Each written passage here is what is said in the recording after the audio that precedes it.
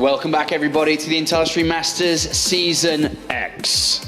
As we're here to finish up the day, as we've got Group B nearing completion. We only have 2 matches left, and the first one coming up here, as we can see on screen with the bracket, is going to be Lilbow versus Red, a European clash that could go either way, and after that we are going to have an innovation game towards the end. Which player is innovation going to go up? That's what we're here to decide. It's more than a European clash. It's France against the Netherlands. Oh, look, that's worked out so well with both of you being here. It's like the Roddy Show match with Todd through 2 other players. It's my boy. Actually, last season we were talking a lot about France doing well and Netherlands being pretty good as well. We started talking about a France versus Netherlands match, but this season, to be honest, Germany has been the country overshadowing both countries. But now, with this match, we're really about to find out why France is so much better than the Netherlands. Let's play it that way, okay? Why is the Netherlands why is Red gonna win?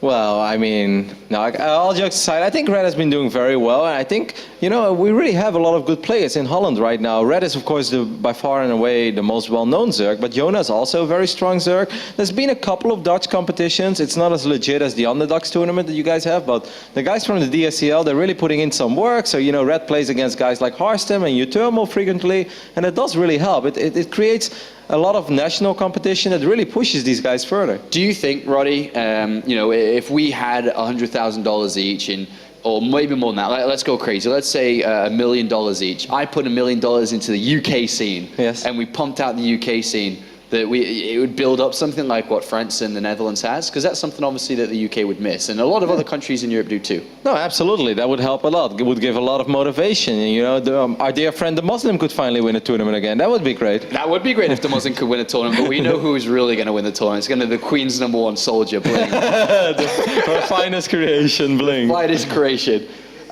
So let's talk about the match at hand then. So let's talk a little bit about Red. So Red, we talked a bit earlier when he played. He's made this kind of resurgence in his career again. It's been many times he's done this, and he's now coming up on stage in a very important match, and it's a really winnable match. This is definitely a very winnable match for him. I mean, he has won at least twice now over the course of, 6-7 weeks against maybe the smaller version of Lilbow, but then he's a little taller in real life. Petit Drogo, maybe not as well known yet, but if you can beat Petit Drogo twice, then obviously you know what you're doing in this matchup. Red is still pretty vocal about ZvP. He still says he's not a fan. He still says he can only win if Protoss messes up, but I really think he's selling himself short there. He's obviously doing something right. Otherwise, you don't 4-0 Petit Drogo in 2 best-of-3s. Yeah, I'm trying to. I mean, the biggest difference between Petit Drogo and then looking at Lilbow now, Todd, is from what you guys have told me over the last couple of days, is Lilbow has that little spice of aggression that he throws in compared to Petit Drogo, right? Yeah, they both like to go for timings, but I feel like they used to play super similarly with the exact same build, like textbook same build. Sentries, third base, Twilight, +2 and Blink. Whereas now, they've been opening differently from one another quite a bit more, and I feel like Lilbow, he has a few more builds up his sleeve that he hasn't particularly revealed too much. Since the WCS season, he went really deep in. So I do feel like, he's going to have that extra spice other than, for his aggression, even in terms of build orders. But at the same time, like Roddy said, beating T Drogo when you're a Zerg player and, twice in a row, that's very impressive. I would rate T Drogo's PVZ probably equal with Lilbow's, maybe even better. Yep, even though Lilbow definitely has that spice, like you said, he's more unpredictable, and traditionally PvZ has always been a matchup where Protoss has to make sure that Zerg doesn't exactly know what you're doing. Petit Drogo feels different. I do not think that Lilbow feels about it the same way. If he would feel the same way, he would also never switch it up. He would just keep playing the same thing, as we see that fancy pink keyboard of his. Caught my eye, It's awesome. No, but he's definitely been switching it up a lot, and I must say I was very impressed with his games against Sordov in the WCS Challenger, especially when things weren't going well. He still made it look relatively easy. It doesn't make any sense, he has not the greatest economic opening, loses his first Oracle, just makes a bunch of Blink Stalkers, walks across the map and win. I was like, holy hell, how do you do that? I feel like I have to do everything right, and then I'm still struggling in the matchup, and he's just making it look easy. So Lilbow is definitely feeling pretty confident, and he is looking good in this matchup as well. If I was to take a stab at what's going through Rhett's mind right now, it's probably like what Protoss chooses coming my way, or something like that, as Rhett and most other non-Protoss players like to think. But what would be going through Lilbow's mind right now, Todd? If you were to take a stab, you mean we're all starting to learn a little bit more about him. Is he looking at this like, okay, this is an easy win for me? Yeah, probably. Probably thinking, should I go for the 14 minutes or 13 minutes timing with Blink and a lot of sentries? Because usually that's what it resolves to a lot. The match that Roddy just mentioned, I guess, sort of was a lot of that. These timings that somehow seem predictable at the time, but unstoppable as well at the same time. So I'm really curious to see how Red's going to be able to do against these. I feel Lilbow is very strong on capitalizing on minor opportunities. Zerg is slightly out of position, bam, he's there immediately with his sentries, drops the force fields, and he will not back off. He will keep on the aggression. So it's going to be extremely important for Red to always keep track of that army, always figure out where Lilbow could potentially go and where Lilbow wants to take it with, because he's just very smart when it comes to positioning that Protoss army. Well, Rhett's got a couple of smiles here. I can't help but think Lilbow's saying something really silly in that chat, and Rhett's responding with a giggle or two. I asked Rhett about his games against Inno, and he's like, no good. I was like, was it bad? He's like, yeah, really bad. He's like, in game 2, he 11-11 me because I wasn't worth his time. Like that. he's like, basically he said, get the hell out of here. That's what Inno thought. So, yeah, maybe that helps Red in a way to feel a little bit more relaxed going into this best of 3, because I think after that first series he probably doesn't look at innovation like, well, if I get my shot at redemption, it's gonna go great. He probably just wants to do well here and then just take it from there and just go in with an open mind. But there's no extra stress of, oh, I really want to avenge myself against this guy, because he was really ridiculously good. How, I mean, this is a very kind of cliche thing to say, but how big of a moment do you reckon this is for Rhett if he gets this victory and is able to move through innovation and then get a top 8? I mean, yeah, if he makes it to the top 8, then it's absolutely massive, because then he makes it out of a very stacked group. But this individual best of 3, I don't really think that Red looks at it like this is a make it or break it moment. Obviously, he would love to win it because it would look good on his track record over the last few months. Again, beating a guy that has been the runner-up of WCS Premier League, that always feels good.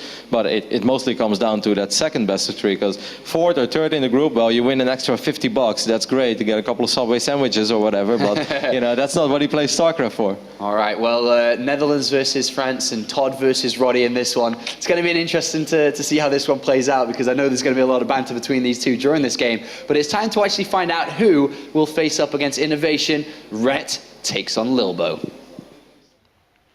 Hey guys, welcome back to the casting desk. We have an all Aussie cast for you guys. We may be a little Zerg biased, but we're going to be cheering for Lilbow as well because he's a good guy. Sure, yeah, we'll do that. You're the Protoss guy, I'm the Zerg guy right now. All right, yeah, I'll do a little bit. Yeah? Yeah, I've lived with Lilbow in the past. I've seen him crush some skulls. You certainly would know him a lot more than me, I think, living with him. Yeah, he's our foreign hope at the moment, I think. He certainly is one of them. Oh, both these guys are foreign hopes. Don't be like that, pig. Oh, Rhett's... Don't be like that. Rhett's on the rise again, but, I mean, Lilbow, man, runner-up in WCS, almost took down Hydra. He's... All right, I give you that, He's got that killer face as well. I mean, every time I see him sit down there, ready for a match, he looks like he's actually ready to fight someone physically. Yeah, but it's like killer face, pink keyboard. Like, I'm getting conflicting messages here. I'm not sure.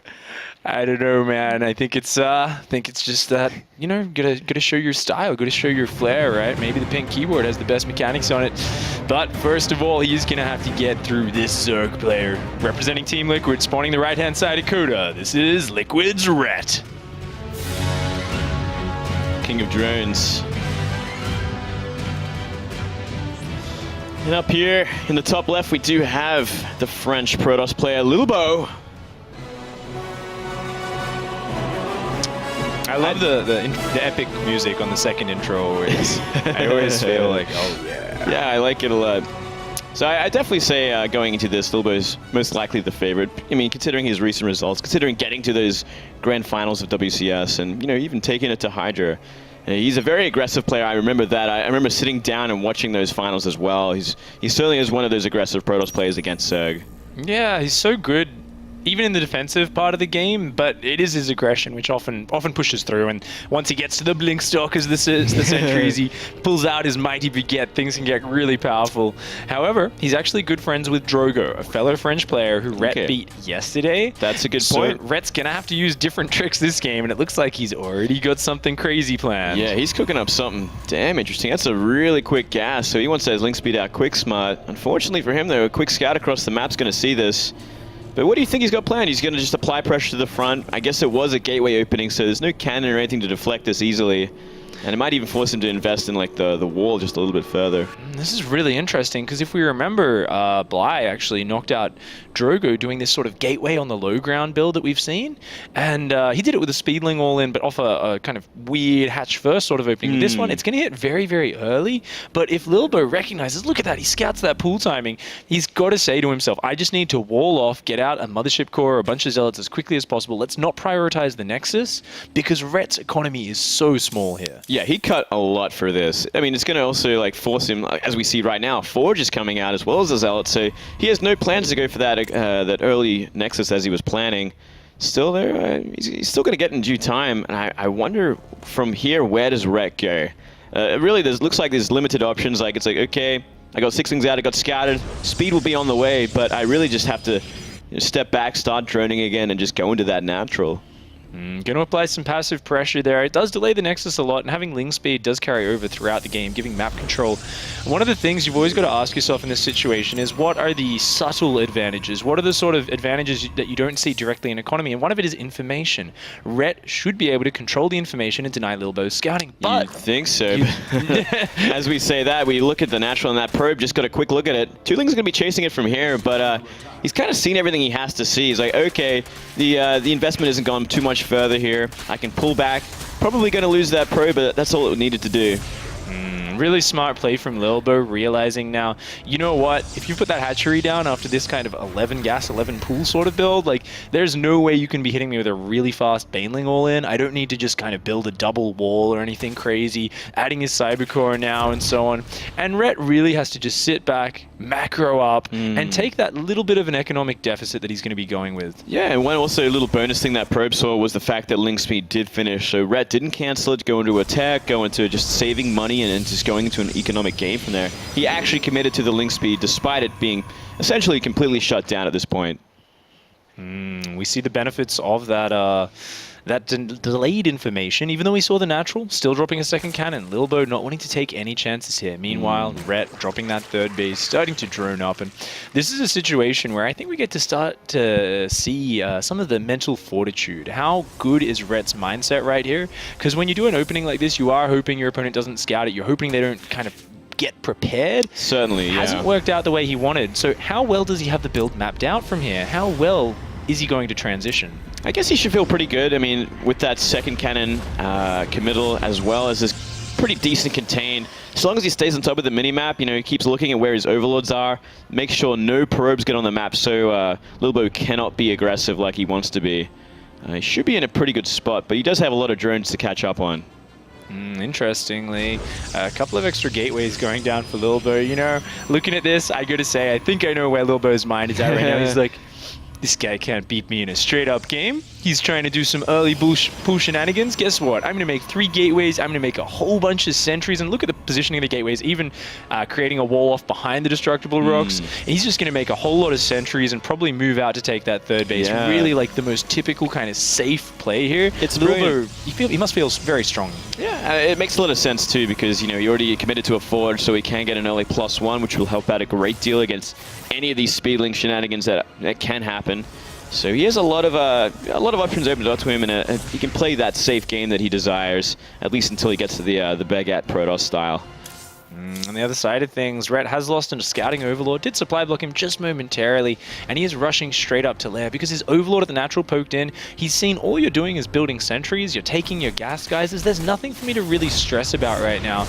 And Rhett is just looking at going straight to Hydralisk because he doesn't want to put himself down on a sort of redundant Roach tech. He wants to go straight up. Ooh, and actually get his double evolution chamber. Ooh. That's pretty good Roach Warren timing as well. You know, it should finish up nearly around the same time the Lair does, so he'll get speed out pretty quick, and I'm guessing it's just going to be straight to 1-1 Roaches, unless he wants to just, you know, have a safety Warren and go into Hydras with double upgrades, or even just Lings. Interestingly, in the open bracket, we did see one ZvP from Rhett where he did go into double upgraded Zerglings with some speed Roaches, I remember and then head into Ultralisks later, so it may be that style, but in that game, he had a bit more of an edge than this game. Doing it in this situation, it is going to be a lot harder. And the real scary point with this sort of build is before you get any hive tech out, before you get a big critical mass of infestors, you're going to have upgraded Zerglings, sure, but they can't get through force fields. No. And if Lilbow does a big, like, 10 Sentry mass Stalker push, the Zergling Roach just is not what you need to defend against that. No, it's kind of weird that he chose this build when playing from behind in that sort of way. He's throwing down that infestation pit now as well, but you do see a little bit of a pressure onto the map with Lilbow, and there's sentries plus a recall available. It's going to force out a bunch of roaches and maybe some lings, but still, yeah, I got to agree with you here. It's everything's going to come a little bit later than Rhett will want it to. He looked great when he did it earlier in this tournament, but this time around he's going to be playing from a little bit further behind. Does get his roaches out just in time to deal with this. These sentries aren't really going to be able to do a lot. Ooh, Rhett might even get a sentry snipe. That's really nice, actually. Yeah. Being able to trade these roaches for sentries is really awesome. Forces the recall out. And, you know, Rhett has got 3 bases fully saturated, has got a 4th base going down. His recovery has actually been quite smooth here. And now being able to invest into these pathogen glands, these Zerglings, I think things are looking okay for him. But he does really need to be careful about, I think, maybe rushing towards Hive, getting something out to have that meaty late game army. I think he's kind of just waiting at this point. You know, he's like, okay, it's going to be coming my way. I know how this guy plays, and I'm ready for it. Look at that. Oh, beautiful donut there. No burrow to kind of slow this the death of the roaches down, so they're going to get caught out. I guess it absorbs a lot of the energy, though, so maybe just down the track it'll help out just a little bit when all these lings are finished and go for a surround. Oh, what a great scout there from Lilbow, spotting that hive just as it starts. That's fantastic. That tells him he's only got about 2 minutes and a little bit longer than that until Ultralisks or Broodlords start to be a possibility. So a couple minutes down the track, he's got to worry about those infestors on the way for Rhett. Rhett moving out onto the map now. And Lilbow looking like he doesn't really want to diversify his tech just yet, adding on a lot of gateways, a lot of blink stalkers, and a warp prism. I think we might just see a huge commitment with a blink pressure. Yeah, it's looking that way. Everything's kind of lining up. +2 about to finish. He's warping in more stalkers and moving out with a warp prism, so it looks like he is going to head towards it, try and get the damage done, at least hurt the economy before ultras are even an option. And I love the lings ready for a counterattack. He was showing this last time he used this style as well. Right, very on point, very intelligent play here. Ooh, gonna catch a couple of zealots there. Nice trade with those Zerglings. Anything Rhett can do to split up Lilbow's force is gonna be very beneficial for him. Meanwhile, Lilbow is adding a Templar Archives behind this. He's not all in with this, but he does want to get in here and trade off. He wants to try and kill a lot of the Zerg units before they get the 2-2 upgrades, before any of these Hive Tech units enter the fray. Rhett, realizing this, he's adding Spine Crawlers here. Oh, coming forward with his Infestors. He lands a sick fungal there. Sick fungal, but really good force field. So, actually a really nice third fungal as well. If he can get all those sentries. And he does. He gets them all. Every single sentry has gone down except for, it looks like 2, but they don't have energy for force fields. Actually, there's a few more, but they're all empty on force fields. That panic force field just used every bit of energy up. If he moves forward from here, I gotta say, I think he might just lose everything.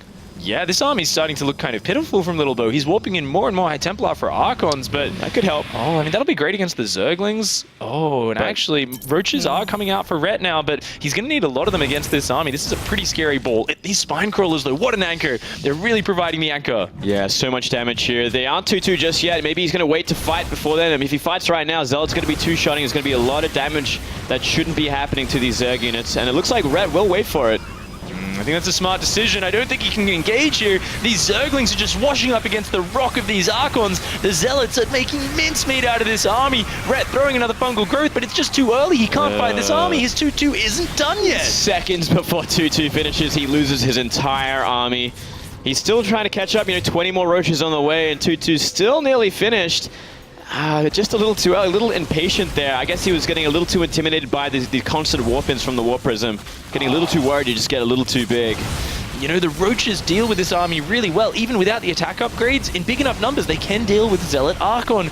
But now he's lost so many units. He's actually down in supply against this Protoss ball, down in upgrades, at least for the Roaches anyway. Yeah. And this Protoss army is going to kill the third base. A couple of force fields here, just making the Zerg army filter in. Drones coming in with it. The drones aren't going to do anything against Zealot Archon. No, not up a ramp like this especially. No, nothing is going to really help there. And from here, Lilbow's army just gets bigger and bigger. No real damage happened to it except to the sentries after those initial fungals. Another big fight happens. So many Archons going to do serious work on these Roaches. GG.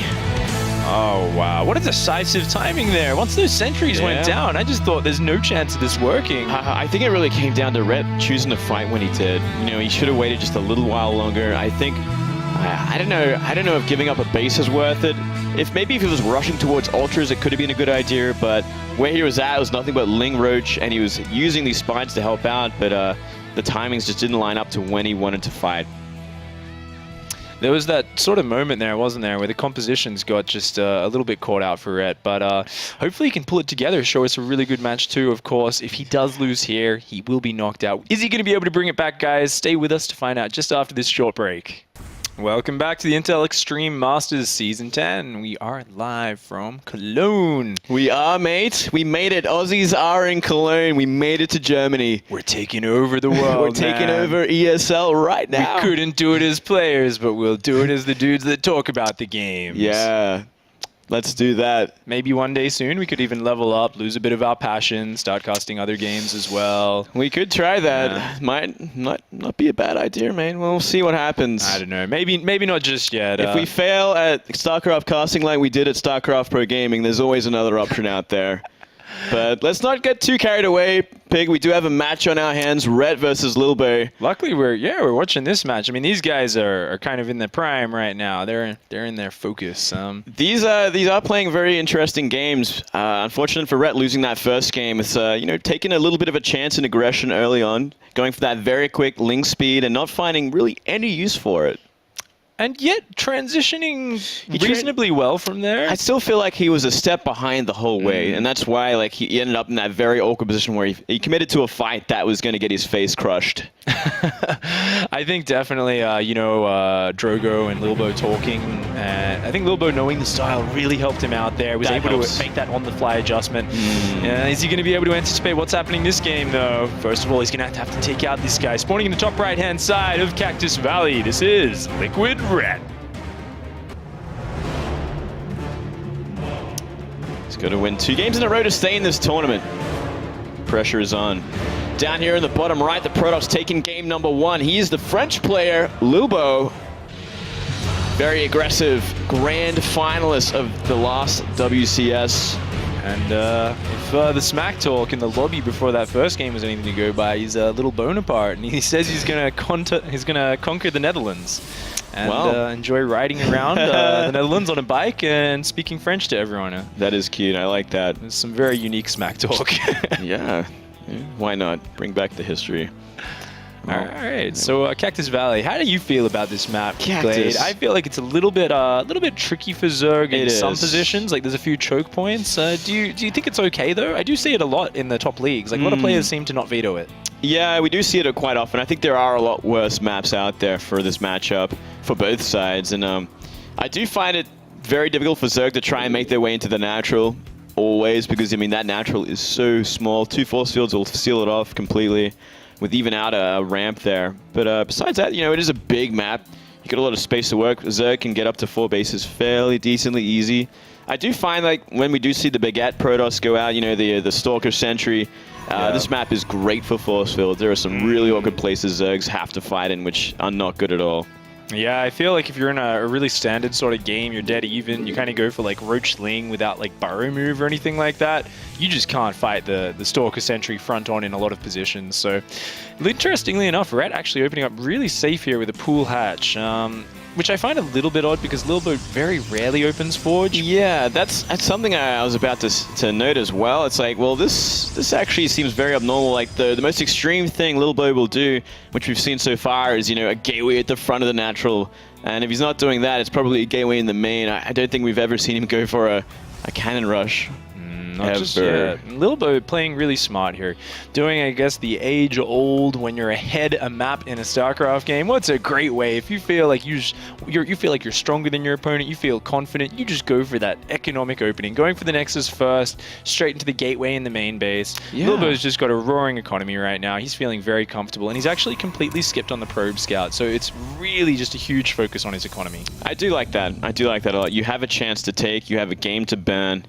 Let's get crazy, let's make some money. And from here, you know, he's already got those 2 gases up and running, Cybercore on the way. Link's going to have a good scout off, so he wants to get something to deflect this, but he's got a lot of options to throw down some tech at some point soon, too. The Zergling here, hunting the probe. He just wants to play, just wants to grab onto the back of that probe, throw it around a little bit. Probe's having to lose a little bit of mining time for this, just a little bit of an annoyance by Rhett. Getting a bit of scouting information as well. Seeing this, he knows it's a Nexus first. Oh, he could get a probe here if he's not careful. Nice micro. Keep it alive for now, and Zealot's going to try and deflect the scout. It's just going to be a Mothership Core and a Sentry. You think we'll see more of the same? You think we'll see just a third base at some point? As I say that, a Stargate comes down. Could be an Oracle and do a third, though. Yeah, it's actually a really fast, or a relatively fast Stargate. Most likely going to be going for that Oracle third. Just such a solid way to play. I think one of the great things I love about Lilbow's play is only once he sees what's going on is when he actually decides to react and adjust. Sometimes I really do get the sense that it's only once he sees weakness that he decides to dive on top of it. And he does go into these games with a little bit of flexibility.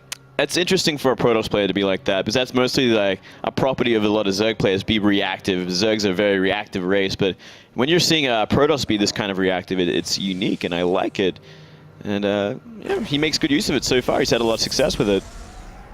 Double gases are finishing up now for Rhett. Getting those at quite a nice timing here. No real pressure put on by the Protoss, so it does give Rhett a bit of freedom up to now, but now we have seen that Oracle starting, and Rhett is going to need to drop spores very quickly. Yeah, and he should have seen that. He certainly was in vision with it. So Spore's going to have to come down soon. You never really want to rely on Queens alone to deal with these kind of things. This is actually an interesting way of dealing with it. So what he's doing is he's delaying the spores, and he's actually just going straight for 5 queens. He's already got a 4th one out, I believe. Ooh, okay, no, just the 4 queens. But he's just pulled 2 to his natural. This is really risky. He's relying on the Oracle coming in from this direction. These 2 queens are going to try and shove it back. But if that Oracle just goes to the other bases quickly, it may find a lot of weakness. I think it will. You know, the spore's not complete here either. He started them just a little too late. Still no committal from the Oracle, though, so it looks like Rhett will get away with it. Yeah, really clever adjustment there. And it comes in, gets only 2 drone kills, and now it's so bruised. So actually a really efficient defense from Rhett. A lot of players would say just drop the spores nice and early, but you've got to remember, that's lost mining time. Each drone that goes into that, that's like an extra drone and a half in mineral cost, plus the drone that goes into it. It slows your economy down so much, and Rhett, the master of drones, the master of the game of drones. I was about to say, it's classic Rhett right there. The king of drones, like waiting to the last second to put down a spore. Love it. And he's going straight into Hydras. We have seen a lot of Ling Hydra timings on this map from a lot of successful Zerg players recently. Oh yeah, where's his drone count at right now, Moonglade? I'd love to see that. 58 drones. Looks like he could just stop here and go straight into a big swell of Hydra Zergling. A really cool style we've been seeing in Korea, not so much in Europe, is also getting a Spire behind this, getting out a small squad of Mutalisks and kind of floating those around, killing probes. We saw that a lot in the top 4 of GSL last season. You could name Curious and Biel. Biel's the king of that. He really threw that out there and had a lot of success with it. I love it. Look at this though. We are seeing that's a lot of sentries. A lot of aggression. I mean, they are sentries after all though. You can't be too afraid. But with an Oracle, maybe you can find some damage, at least some creep killing. This is really powerful. Just pressure to kind of maybe even force field a few Hydras. Oh, don't lose those queens, Rhett. Oh, nice little box of force fields. Those sentries are going to pick up a couple of queens free. That's the on point, Hydras just kind of bouncing around behind the force fields. And Lilbow says, yeah, all right, you got Hydras out. Let's go home. Nice pickup. Oh, I do like that. 2 queens now remain, so he's going to be without a queen on 1 base for some time, damaging that production at a very important time for Rhett. You know, he is making nothing but Hydras right now, and we'll go into Lings behind that when those injects pop. So he is looking for that timing, but he slowed it down nicely. I like it. This has been slowed down a lot here. Rhett's pushing across the map with these Hydras. There doesn't seem to be much plan besides Hydraling off 3 base saturation right now. No 4th base, no tech behind this. It is all about this big swell of Hydra Zergling right now and what Rhett can make happen with it. This is so irritating for him because he wants to surprise Lilbow if he can. But look at this. There's these white triangles of Protoss vision just chilling on top of these Hydralisks, and it just means Lilbow is always going to be so prepared for whatever is coming his direction. Yeah, and from here, he's just doing nothing but massing units. He's making more gateways behind it, warping in, sitting at a choke point. That is so hard for Hydras or any sort of Zerg unit to get in unless they're Ultralisks or Broodlords, and they aren't on the map. Oh, such patient play from Lilbow. I love this Phoenix over here on the right-hand side. He says, you know what? I figured out what you're about, Rhett. You want to kill me, and you want to kill me fast. I just am going to keep making units. I am going to defend him. Oh, actually moving out. Quite ballsy. Rhett's now pushing around the left-hand side flank with the other half of his army. Oh, another hallucinated Phoenix. Oh, look at this. Just fantastic scouting from Lilbow. Yeah. So well prepared. He is no stranger to this kind of aggression, so he's going to try and cut out half the army, destroy it, then come back for the rest. I do like it, but if he gets put out of position too far and these Hydraling on the right side come into the natural, it's going to be a bad fight for him. Oh, it looks like Rhett's army is actually swinging around to come through the north side of this choke point. He's actually forcing Lilbow to come into his Hydras. No. Oh, the blink on top of the Hydras. There's enough Stalkers to kill them very quickly, but he's losing a lot of Stalkers in the trade. This is a pretty good fight for Rhett so far. It's not bad at all. You know, he's force fielding out a lot of the Hydras up north there. As he run out of force field, he's actually letting some of them in. He's got to be careful here. Another really good blink on the right-hand side. That time only losing 1 or 2 Stalkers and shutting down that big ball of Hydras. Suddenly the supply is looking so much closer. There's just so many Stalkers here. The Hydras are drifting in so slowly. They're so immobile. They're so slow. Oh, there was just never that many Zerglings to support as well. There was never the really mobile part of the army. And Lilbow is being so decisive hopping on top of this. Yeah, the army just got cut up so much, you know, going from all sides like that. And Lilbow with the fantastic hallucination scouting is jumping on each side, and GG just like that. Lilbow takes a 2-0 victory. Oh, a simple, clean, crisp win there. That, I mean, you can see it there. He's just like, no sweat. I knew exactly what I wanted to do those games. I picked up on how my opponent was playing, and he really just reacted perfectly to those aggressive strategies. Absolutely brilliant play. You know, that scouting, the hallucination scouting was just, it really won him the game, as he knew exactly where he was getting flanked from and how he could jump on top of it with Blink Stalkers. Great read early on as well, and from there, you know, just shutting down that build. Hard map to play on, hard map to be aggressive on with any race, really, with those choke points. Yeah, there was that moment where it was looking so close for Rhett, and maybe if there was just a few more Zerglings flooding in at the right moment, there could have been, you know, the blink on one half, and then a few more Lings and Hydras come in, and suddenly it turns around on the Protoss player, as we've seen happen so much in the past. It was close, you know, a lot of Stalkers went down when he blinked forwards like that. If there wasn't like another Hydra force from the top side, if they weren't completely zoned out, or if, you know, Hydras from the left side came in a little bit further in, there were opportunities there, but just getting caught out just a little too much and losing too much too early. Yeah, it's one of those things where you always want to push in at the moment, I think, in the metagame against Protoss, right? Like, you feel this sort of pressure to do that. But I think Lilbow is just like, almost could see into Rhett's mind, and he's like, well, I can tell what you're doing from these strategies. I was probably already thinking from how you played yesterday in the open bracket. This is the way you're going to try and play against my race. So I think he just played very carefully, very calmly, and it's not very often you can do that in a tournament where you can kind of just see into your opponent's mind and say, I'm just going to play super safe. Hey, I mean, it helps when you have a revelation on most of the army coming your way as well. That actually puts so much pressure on the Zerg player, on Rhett, like to actually make a move. It's like, well, you know what I'm doing. You see my army. I have to make something happen sooner because you're just going to be sitting there preparing from now onwards. Yeah, exactly. It's just such a hard position. A really powerful game there from Lilbow, of course, taking that very, very decisively. Not sure if they're actually ready for the interview just yet. We'll be talk a little bit more about Protoss and Zerg. You know, Lilbow is looking fantastic so far, and now he's going to go up against Innovation. Oh, man. That's going to be a scary matchup. I think he's been mentally preparing for it. Let's hear from the man himself. Sean, take it away. Thank you very much, Aussies. Hope you enjoyed casting together. I'm now joined by my dear friend Todd, and of course Lilbow. Congratulations on your victory. Thank you. I know it's not over yet. You've still got a big game to go ahead of you, so we'll talk about that in a minute. But let's talk a little bit about your day so far. We haven't had you up here. So you started off pretty decent. You know, obviously the first map earlier on against Fantasy. How did you think that series went down in your own mind? Well, the early game was just very weird. I expected to see a Reaper expand, but when I saw the Hellions, I knew he will do a push later on, and the Blink wouldn't be useful, so I just decided to go GT, and the GT just worked very well, so from there I was a bit ahead, and I could just end the game later. Did you feel that Fantasy was a strong opponent for you, or did you feel that series you could have taken him down? No, I feel like I don't know him enough. He did some pretty weird builds, weird openers, and I just lose to it very often, and I rarely lose in the late game. So if I knew him a bit better, I think I would have won the best of 3. Okay, Todd, do you want to talk a little bit about Rat here then?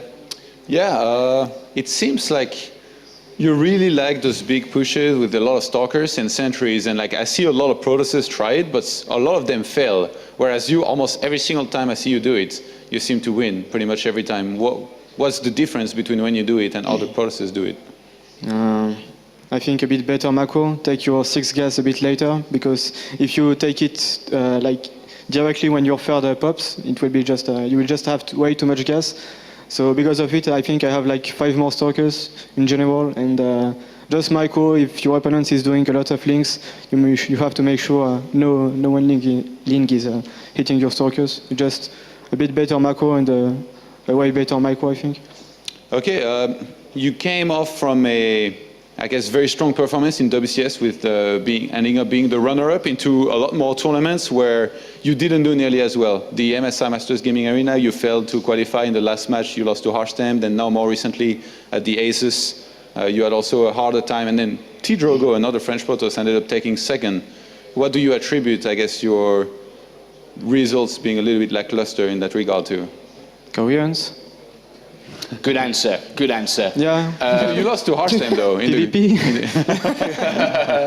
Like a true friend. Quick answer to everything. Nothing much to say. Let's look at this next match. I obviously don't want to talk too much about it, but it's surely just a difficult match, right? That's the number one thing you got to look at it as. Yeah. So is it winnable though for you? You think you can take this guy down? Yeah, sure. I know you're very confident in that. You said you're very confident in these matches. Are you worried a little bit about the power of innovation? Because everyone knows that innovation is definitely one of the best Terran players in the world, and you've played against a fair share of Terran players, but you haven't played against that level before. I think I prefer to play innovation than fantasy. And if I'm able to play my very best, I should be able to win, I think. You know weaknesses in Innovation's armor? You know how to beat this guy? He's just normal Terran with a bit more units. Just a few more units than most people. How does this matchup compare to when you played Rain last time? Well, Rain is PvP and is full luck, so... Like when I played Rain, I was like, yeah, okay, it's PvP, let's be lucky and win. Like I could play Rain or Arium, it would be the same. So final question then. This is a bit of a crazy question. Do you look on the bigger picture? I mean, you look at your WCS rank often. Do you look at this? Do you follow your League Lag rating and see how high you're going compared to other people? Do you do these things? Yes. Yeah, I watch a League Lag quite often, actually. Just to see where you're going in comparison to people? Yeah, I want to go to BlizzCon for sure. Yeah, okay. And, you've got Season 3 of WCS just around the corner as well. Going to be a very important season for you. But, more importantly, you've got a game against Innovation, so we'll let you go get ready for that, and best of luck. Okay, thank you. Thank you, Lilbow. It's time now to go to a quick break, and when we return, we are going to be having the last game of the day as Lilbow attempts to take down Innovation. Innovation came into this as a big tournament favorite. It's going to be an interesting one. Before we go to that break, do make sure to check out plays.tv. Some of your favorite players have already played. Maybe Sue, you missed him. Go check out plays.tv, find the StarCraft 2 section, find the Intel Extreme Masters section, and we have games, highlights, and lots more. We'll be right back.